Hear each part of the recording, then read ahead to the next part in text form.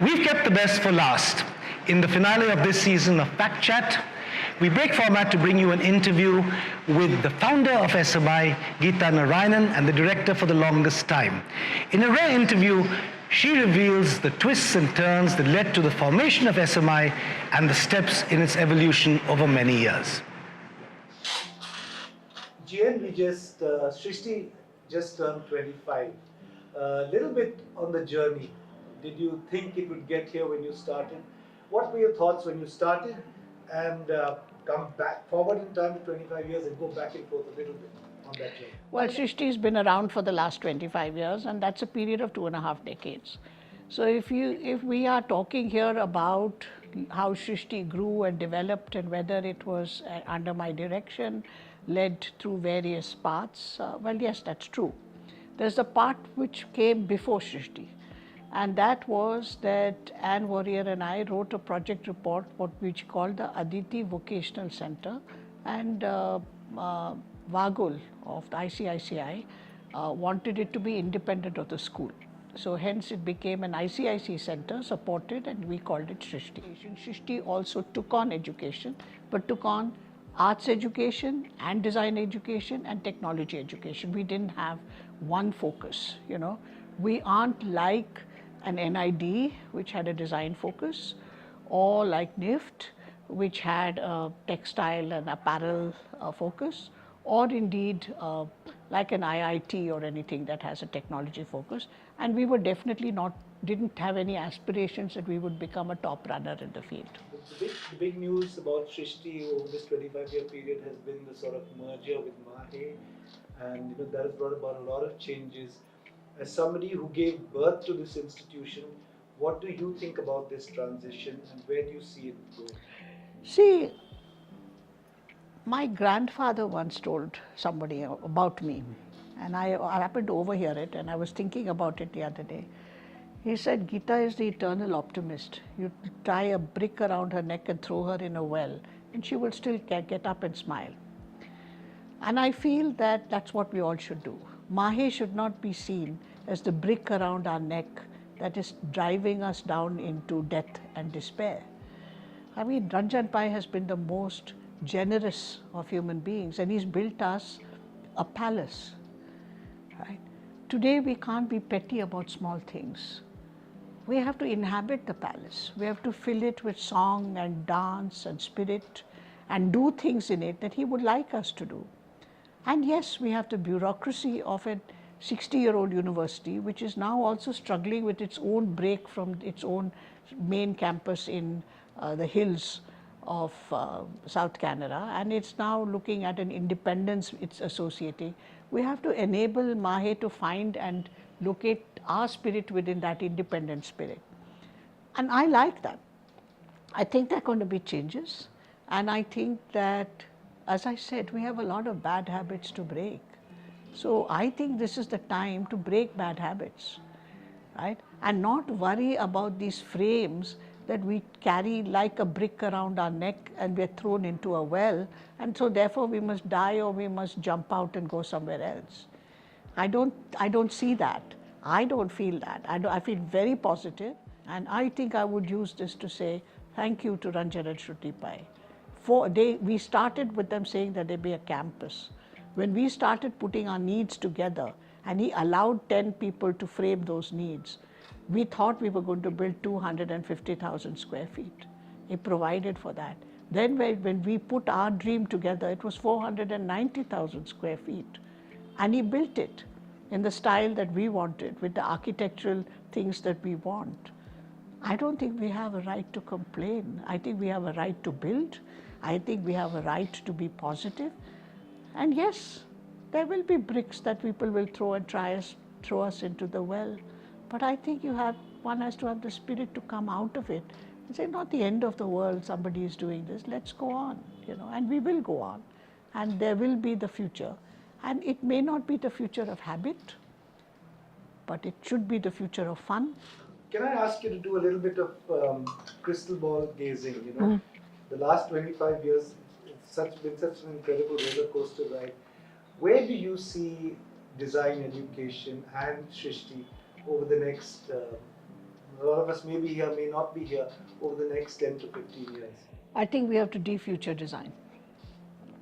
I think the design has got itself up in managerialism. Design thinking has become something that people pay to us to acquire, while other people have spent 4 years or 5 years of serious study.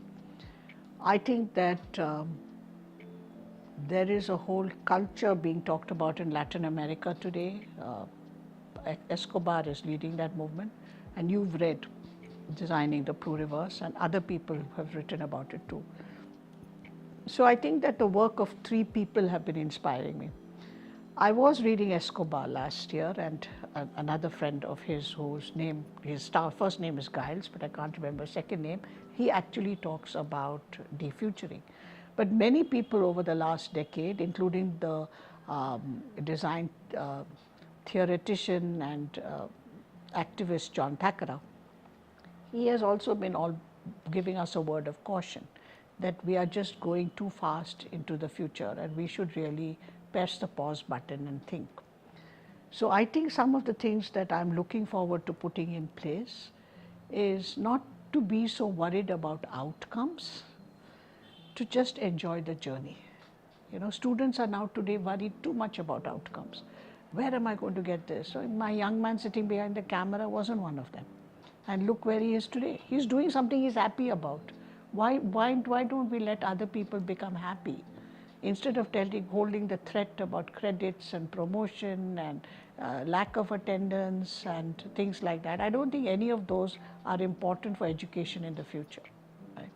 I think what is important in education for the future is to look at designing life, designing for livability, designing for humanity, and designing for transition into another economy and another world. We really have to understand that we are in a process of a mega transition.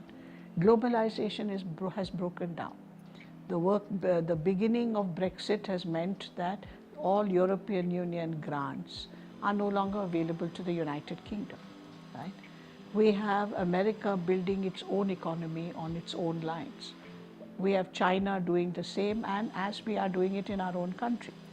So now we can no longer talk about a scale of growth that it means that a designer sits in Hollywood and Technicolor in Bangalore makes the scheme. I don't think those kind of things will be done by ChatGPT. Right? I was talking Niret to somebody else the other day when they asked me a question about ChatGPT. And I said, see, I've lived long. There was a time when I taught young students in Sophia High School and Cluny Convent and Visakha and Madurai and all that.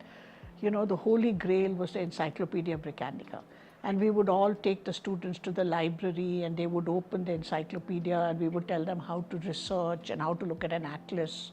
And all those skills are redundant today, right? Because what made it redundant was Google, not the internet, right? Not the information highway, but Google. Because its search engine transformed the way we located and found information for ourselves. And then in education, there was first this resistance saying the book is more important than the Bible, which is the internet, and we could not take the answers from there. But we know that both students and faculty and the general public are going to do that.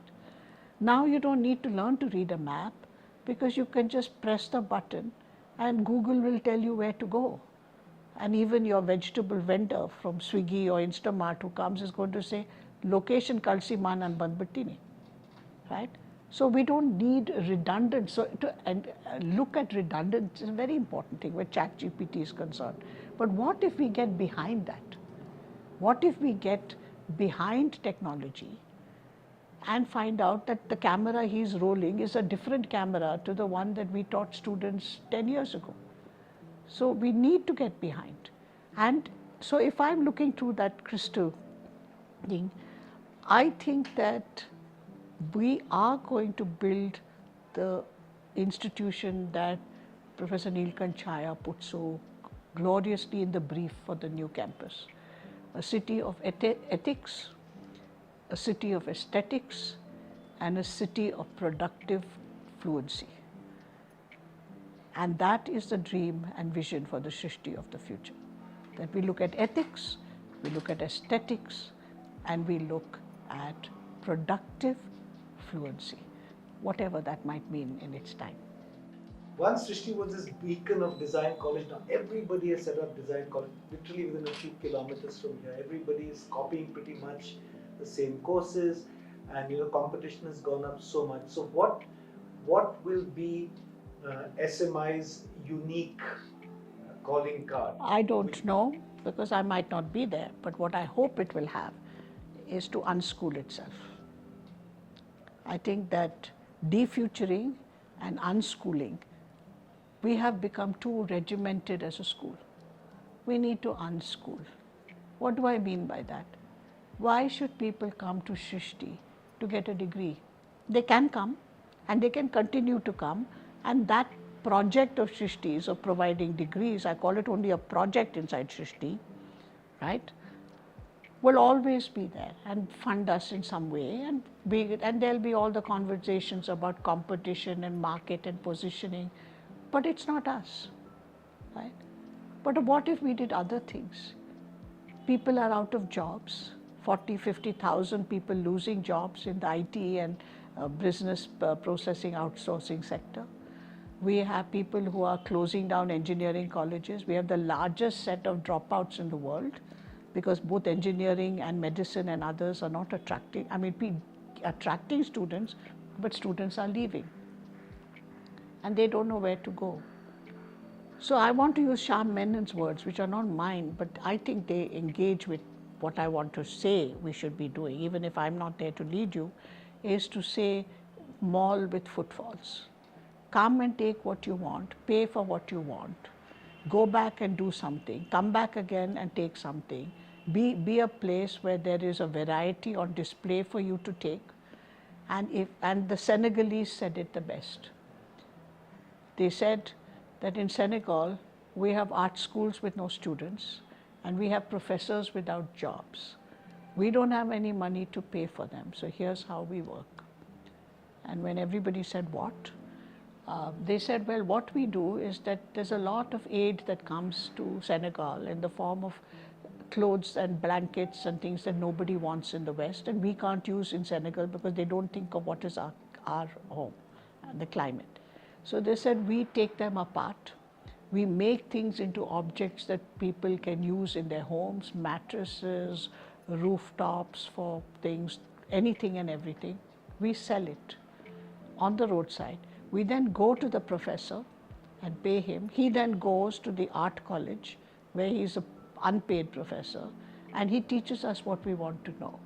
And now all the Senegalese who came, and they were sponsored by Tata, were award-winning filmmakers, right? Independent filmmakers. Now, I think it's about giving a voice to the voiceless. People in the education sector now have no voice. So let's have one pillar that is a standard pillar, and let there be 40 schools that compete with it. That's market economy, let it thrive.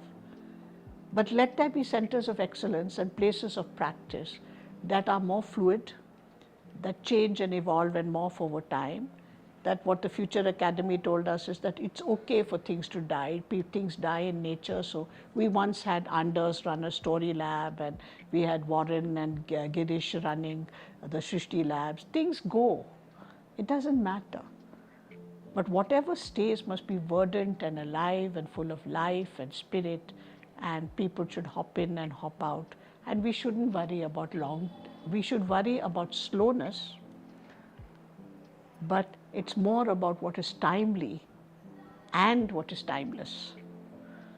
We have to create niches, and that's what I hope everybody will do. On that note, we come to the end of this season of Fact Chat. Thank you for watching.